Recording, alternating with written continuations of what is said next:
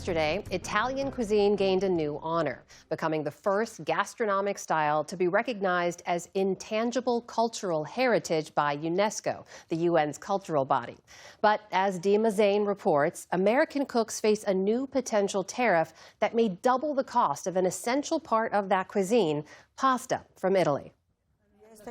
This is cavatappi. For Diana Calcagno, pasta is part of her family's history. She manages Vace, an Italian grocer and deli in Washington, D.C. and nearby Bethesda, Maryland, which her parents founded almost 50 years ago. It's a lot of connection with our customers. It's generation after generation. So their fathers and, then they brought their children, and then now they bring their children for pasta and pizza night. But one of the store's staples, pasta from Italy, may soon be under threat. Thin spaghetti, bucatini, then I also ordered orecchietti. Forcing her to stock up on what she can. Some customers have asked us, are you going to still be carrying some pastas? And we just kind of started, snowballing and writing down a bunch of things and trying to figure out how we were going to handle it. Vace is one of many businesses across the country making preparations after a recent announcement from the U.S. Department of Commerce. As early as January, pasta from 13 major Italian producers will face a 92% tariff, on top of the existing 15% tariff on all goods from Europe. That's nearly 107% in all. It's giving me goosebumps thinking about that right now. When I found out that amount, it really did hit a little bit because I was just like, man, it was uncertain, not knowing if people were willing to pay it. And we're still uncertain. For customers, the news was positively frustrating after years of rising food prices. I don't know, it just doesn't seem very fair. Not to be able to buy pasta is really terrible because pasta is a very primary food that everybody should access. Pasta is not a strategic product. Pasta is a basic product. It's, the iconic symbol of the Mediterranean diet. Chiara Donagani is a researcher and professor at Aston University in the UK. She co-authored an article about what she dubs the Great Pasta War. While the U.S. government alleges that the coming tariffs are in response to Italian pasta makers dumping their product at unfair prices in the American market, Donagani has not found evidence of that in the data. The Italia pasta sold to the US, it is usually priced higher, not lower. The second key indicator is the market share.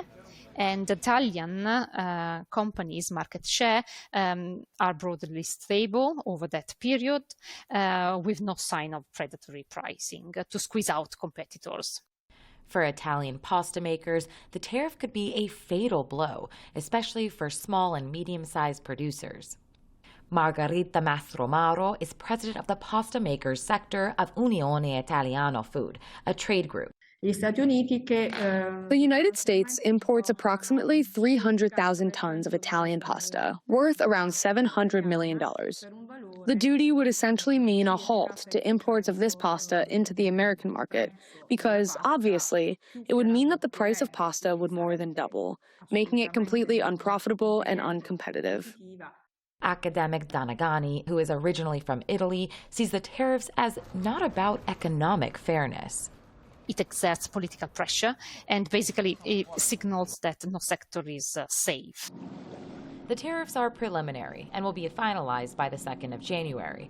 While pasta from Italy only makes up about 12% of the U.S. market, some grocers here are already seeing the impacts.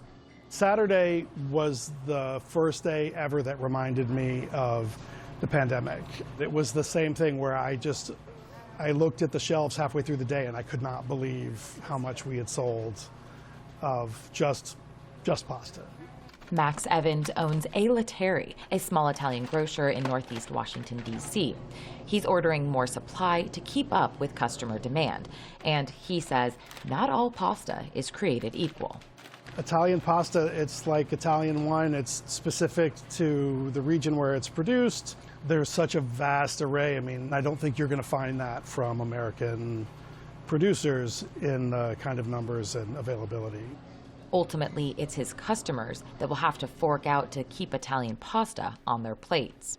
Italian pasta, particularly the Italian pasta here, is the best in the city. And the fact that it's getting tariffed that much, A, is going to disincentivize people from coming. But then B, is just like, why are we doing nonsense? It's just ridiculous. Back in Maryland, Diana Calcagno says even though the tariffs haven't kicked in yet, her suppliers are already raising prices, which she worries will keep customers away. People are not splurging as much on, let's say, a $25 bottle of wine, instead they'll focus on just the main meal. I have had some customers complain about pricing already, and I'm a little scared of what it's going to be like when the other stuff starts going up. For now, she's hoping there may still be a reprieve in the coming tariffs. For the PBS NewsHour, I'm Dima Zain.